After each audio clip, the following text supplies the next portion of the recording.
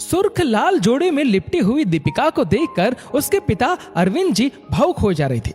खुद को रोने से रोक कर रखा था, पर कमबख्त ये आंसू कहां किसी की सुनते हैं। 2 बूंद आंसू लुढ़क कर गिर पड़े।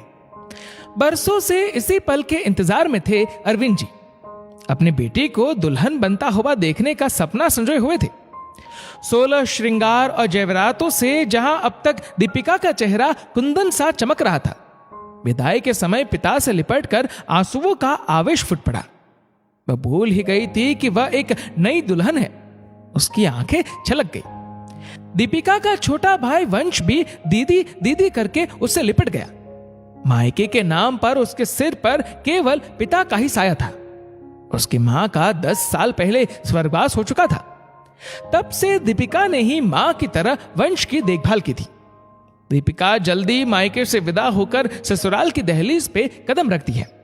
गृह प्रवेश के समय दीपिका को अपनी सास वसुधा जी में अपनी मां नजर आई।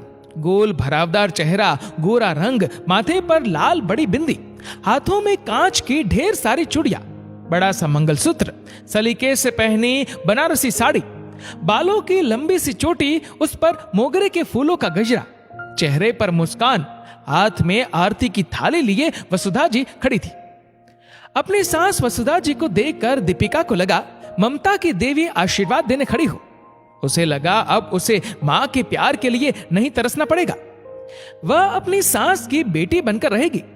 अपनी सास को मां की तरह प्यार, अपनापन, सम्मान देगी। दीपिका के ससुराल में उसका पति वैभव, सास, ससुर और देवर विकास थे। धीरे धीरे समय के साथ दीपिका ने ससुराल में अपनी जगह बना ली थी। उसके ससुर और पति सुबह सुबह अपने काम पर निकल जाते और देवर विकास कॉलेज।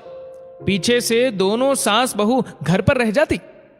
वसुधा जी को 5 सालों से डायबिटीज और बीपी की समस्या थी, इसलिए ससुर जी की सख्त हिदायत थी कि सासू मां को परहेज वाला खाना ही दिया जाए। दीपिका उनका बहुत ध्यान रखती। दीपिका के ससुर और पति निश्चिंत हो गए थे कि दीपिका वसुधा जी का अच्छे से ध्यान रख रही है। वसुधा जी घर कामों में दीपिका का पूरा पूरा सहयोग करती। काम का ज्यादा बोझ नई बहू पर नहीं डाला था। मम्मी जी, आज से हम योगा करेंगे या वॉक पर जाया करेंगे, दीपिका ने वसुधा जी से कहा। अब तुम्हें योगा आता है तो क्या पूरे घर को योगा सेंटर बनाओगे? इतनी मोटी भी नहीं हूं मैं, वसुधा जी जल्लाते हुए बोली। पर आपको डॉक्टर ने तो बोला है। अरे घर का काम भी तो करती हो, वहीं पर कितनी एक्सरसाइज हो जाती है। वह योगा वोगा वॉक मुझसे ना होगा, वसुधा जी ने 2 टूक जवाब दे दिया।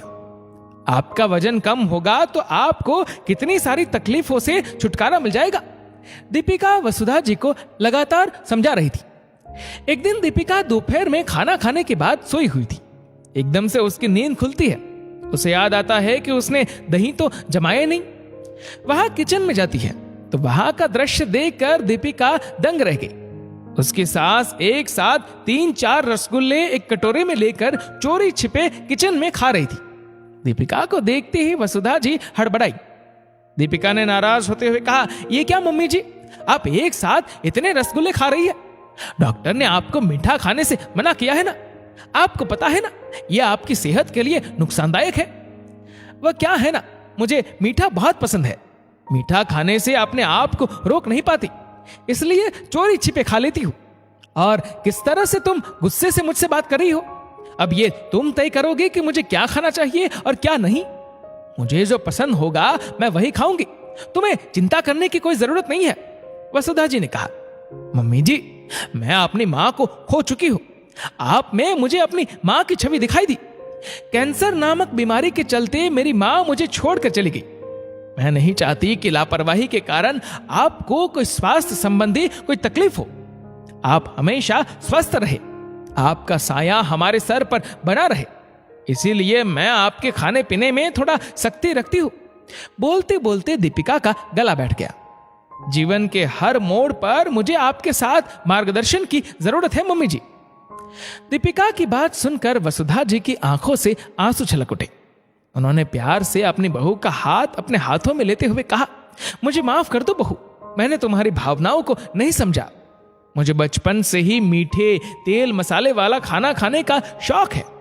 डॉक्टर ने तो मना कर दिया था, लेकिन मैं तुम्हारे ससुर जी की गैर मौजूदगी में छुप छुप कर मिठाइयां खा लेती थी। लेकिन आज मुझे तुम्हारी बातों से एहसास हुआ कि मैं अपने स्वाद के लिए सेहत के साथ खिलवाड़ करके तुम सबको परेशान कर रही हूं। मैं तुमसे वादा करती हूं, मैं अपना ध्यान बहुत अच्छे से रखूंगी, तभी तो अपने पोते पोते के साथ खेलने का सुख ले पाऊंगी। वसुधा जी ने हंसते हुए कहा। अगली सुबह वसुधा जी दीपिका से पहले ही वॉक पर जाने को तैयार थी। दोस्तों, एक बहू की अपनी सास के प्रति फिक्र, लगाव, प्रेम ने एक सास को मां बनने पर मजबूर कर दिया। इस वीडियो को लेकर आपकी क्या राय है, नीचे कमेंट करके जरूर बताएगा। और अगर आपको वीडियो अच्छा लगा हो तो इस वीडियो को लाइक करेगा, शेयर करेगा ज्यादा से ज्यादा लोगों तक। और ऐसे ही और भी इंस्पिरेशनल वीडियोस के लिए हमारा फेसबुक पेज आज ही फॉलो करें। धन्यवाद।